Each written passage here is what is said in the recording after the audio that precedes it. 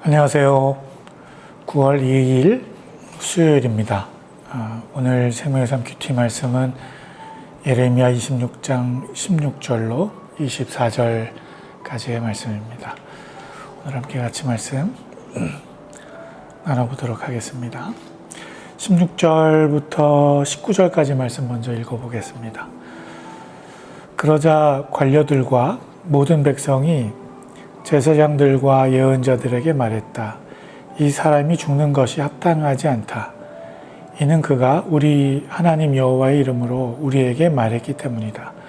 그 땅의 장로들 가운데 몇 사람이 일어나 백성의 모든 회중에게 말했다. 유다 왕 히스기야 때 모레셋의 미가가 이렇게 예언한 적이 있다. 만군의 여호와께서 이렇게 말씀하셨다. 시온이 밭처럼 경작될 것이고 예루살렘이 폐허 더미가 될 것이며 성전의 산이 숲의 높은 곳처럼 될 것이다.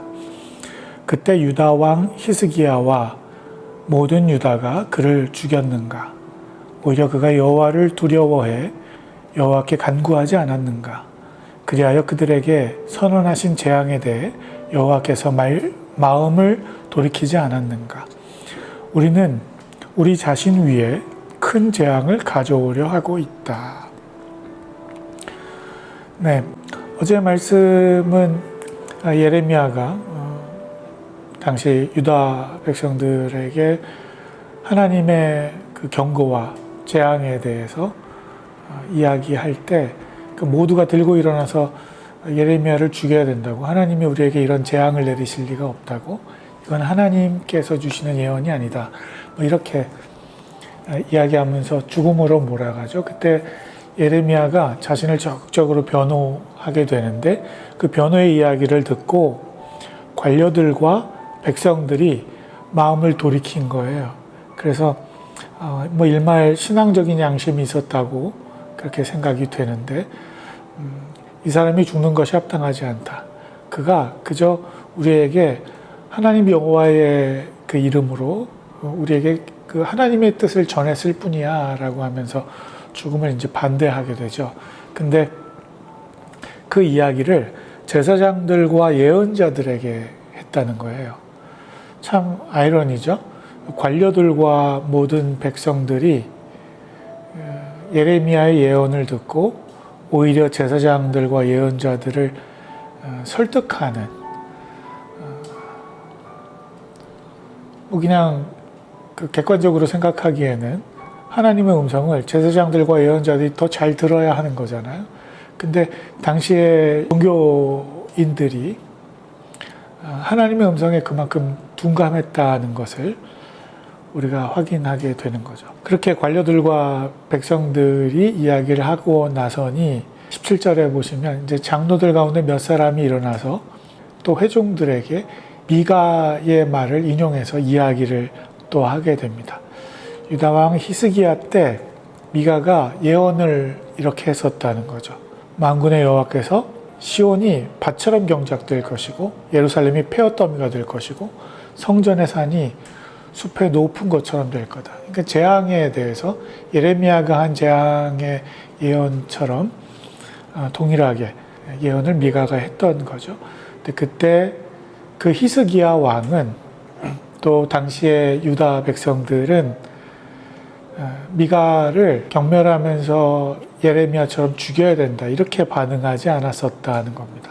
오히려 여호와의 말씀을 두려움으로 받아들이고 여호와 하나님 앞에 간구하면서 하나님의 마음을 돌이키게 하는 일들이 일어났던 거예요. 근데 이 인용의 이야기를 이제 장로들 몇 분이 이렇게 하시면서 마지막 결론을 어떻게 냅니까? 우리는 우리 자신 위에 큰 재앙을 가져오려 하고 있다. 우리가 이 미가의 경우를, 히스기야 왕의 판단을 우리가 배워야 한다, 받아들여야 한다 라고 하는 이런 자가진단을 하게 됩니다. 그래서 저는 이 단락 안에서의 이야기를 보면서 어찌됐건 간에 예레미야의 이 적극적인 자기 변호, 어제 있었던 그 본문의 자기 변호, 이게 참 중요하구나 그런 생각을 다시 한번 해보게 됩니다. 왜냐하면 흔히들 이제 하나님의 뜻된 삶을 살아가려고 우리가 마음을 먹을 때 남들에게서 받는 비난, 남들에게서 받는 오해 이런 것들에 대해서도 하나님은 아시지 하면서 우리가 그냥 수용하려고 할 때가 많이 있는 것 같아요.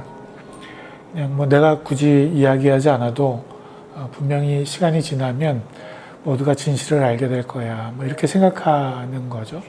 근데 그게 그렇게 썩 좋은 일은 아니구나. 현명한 선택은 아니구나. 그런 생각을 해보게 됩니다. 왜냐하면 예레미야 이 적극적인 자기 변호를 통해서 관료들과 백성들이 돌아서게 되고 또 그 일종의 여론의 힘이죠. 이 여론의 힘을 통해서 장로 몇 사람이 제사장과 예언자들 사이에서 중재자로 나서는 일들이 일어나게 돼요. 말씀드린 대로 제사장과 예언자들은 참 이 사람들 뭐 하는 사람들인가 싶은 생각이 듭니다. 가장 그러니까 하나님의 뜻을 왜곡하는 문제적 요인들은 예나 지금이나 제사장들, 예언자들인 것 같아요. 스스로 종교인이라고 하는 사람들의 문제가 심각하다는 생각을 해보게 됩니다. 특별히 이 중재자로 나섰던 장로 몇 사람의 이 적절한 예화 또 미가에 관한 이야기를 적용하고 또 그 상황의 현실을 대입 뭐 이런 것들이 참 눈에 띄는 장면인 것 같아요. 그래서 저는 지금 우리 이 시대에도 이런 어떤 군중들의 마음을 대중의 마음을 좀 잘 규합하고 현명하게 풀어낼 수 있는 중재자들이 필요한 것이 아닌가. 근데 지금은 그런 중재자들이 많이 부족하다. 그런 어른들이 참 아쉽다 하는 생각을 보게 됩니다. 물론 당시에 이 히스기야 왕의 판단도 참 균형감 있는 자기 생각에 갇혀 있지 않고 자신의 그 현 주소의 그 잘못된 모습들을 회복하고 회개할 수 있는 그런 판단이 있었다는 게 참 당시의 복이죠. 그 왕이 누구냐라는 거, 현명한 선택을 할 수 있는 왕을 함께하고 있다는 거, 그게 참 복이라는 생각을 또 해보게 됩니다. 이어서 말씀 보시면 그러나 좀 암울한 이야기가 이어져요. 20절부터 23절까지 읽어보시죠. 여호와의 이름으로 예언하는 또 한 사람이 있었는데 기럇 여아림 출신이며 스마야의 아들인 우리아였다. 그는 이 성읍과 이 땅에 대해 예레미야와 같은 말로 예언했다. 여호야김 왕과 그의 모든 용사들과 그의 모든 관료들이 그의 말을 듣고서 왕이 그 사람을 죽이려고 했다. 그러나 우리아가 그 소식을 듣고 두려워서 도망해서 이집트로 갔다. 그러자 여호야김 왕이 악볼의 아들 엘나단을 비롯해 몇 사람을 이집트로 보냈다. 그들은 이집트에서 우리아를 데려와서 여호야김 왕에게 데려갔고 여호야김 왕은 그를 칼로 죽이고 그의 시체를 평민들의 묘지에 던졌다. 네, 예레미야의 상황하고는 달리 또 다른 예언자가 등장하는데요. 그게 우리야입니다.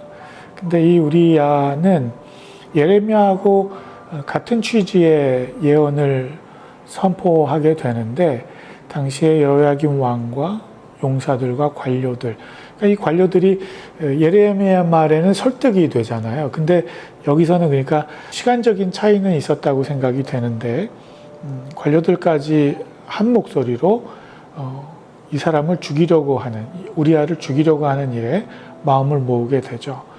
근데 이제 우리아의 반응도 중요해요. 예레미야는 자신을 적극적으로 변호하고 설득하는 자리에 나서지만 우리아는 이 소식을 듣고 두려워서 도망치게 됩니다. 애굽으로, 이집트로 도망을 치게 돼요. 그래서 끝까지 추격을 하게 되고 결국은 잡혀와서 칼로 죽이고 그 시체가 평민들의 묘지에 던져지게 되는데 이 장면은 우리가 열왕기하 23장 6절에 보시면 성전 안에 있던 그 우상 아세라상을 끌고 나와서 불사르고 그거를 빻아서 그걸 평민들의 무덤 위에 뿌리는, 던져버리는. 그러니까 이건 사실은 우상을 진멸할 때 사용하는 그런 방법이에요. 근데 그런 대접을 받았다는 거죠. 우리아는 예레미야하고 달리 그렇게 죽음을 경험하게 됩니다. 그런데 24절, 그러나 사반의 아들 아히감의 손이 예레미야와 함께해 예레미야가 백성들 손에 넘겨져 죽임을 당하지 않게 됐다. 예, 그러니까 우리아와 굉장히 다른 결과가 나타나고 있는 예레미야에 관한 이야기가 마지막에 기록이 되죠. 근데 이 예레미야를 보호했던 사반의 아들 아히감이라는 사람은, 그러니까 사반이 요시야 왕의 서기관이었거든요. 근데 이 사반이 요시야 왕에게 율법을 발견해서 보고했던 그런 인물인데, 아주 중요한 사람이죠. 그러니까 그만큼 사반의 이 계보는 왕권에 아주 중요한 조력을 할 수 있는, 자신의 의견이 조금 이렇게 피력이 될 수 있는 인물인 거죠. 근데 그 사반의 아들이 4명이 있었는데 아히감이라는 아들이 예레미야의 편에 서서 예레미야를 죽음에서 건져내는 그런 데 조력을 하게 됩니다. 근데 나중에 보시면요, 이 아히감의 아들이 있어요. 아들이 그다리아라는 아들인데 BC 586년에 예루살렘이 멸망하잖아요. 근데 그 멸망한 다음에 느부갓네살 왕에 의해서 유다의 통치자로 세워지게 됩니다. 그래서 이 아버지의 그 아히감의 어떤 선행이 그 아들대에서 또 은혜로, 복으로 누려지게 되는 게 아닌가, 그런 생각도 해보게 됩니다. 아무튼 오늘 말씀 우리가 함께 보시면서 2명의 은인이 나타나죠. 장로 몇 사람들과 그리고 아히감입니다. 예레미야를 죽음에서 건져내는 은인들이죠.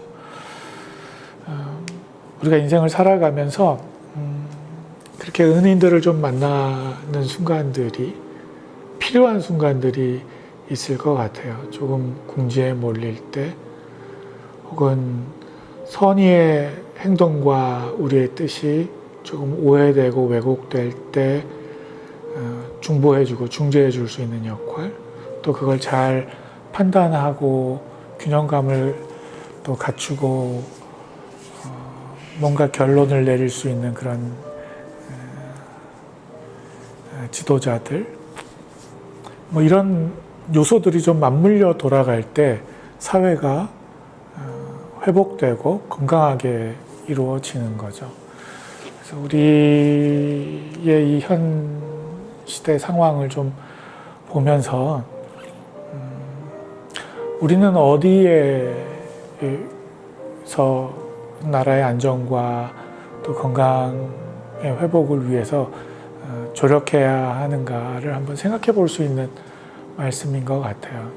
지도자군이 있고 또 예언하는 사람이 굴복하지 않고 하나님의 뜻을 예언하는 사람이 있는가 하면 그 뜻을 또 받들고 중재하는 장로들, 또 다른 어떤 관료들, 그리고 백성들, 사실은 국민의 힘이 참 중요한 거죠. 그래서 국민의 힘이 중요합니다. 뭐 어느 당에서 그렇게 당 이름을 짓는다고 하는데, 정말 올바른 국민의 힘, 여론의 그 중심을 모아내고 이 나라를 회복하는 그런 일들이 일어날 수 있기를 바랍니다. 오늘 하루 말씀을 조금 곰곰이 생각해 보실 수 있는 포인트들이 있는 것 같아요. 잘 묵상하시고 하루 또 잘 말씀 안에 붙들려서 살아가시는 저와 여러분 되실 수 있기를 바랍니다.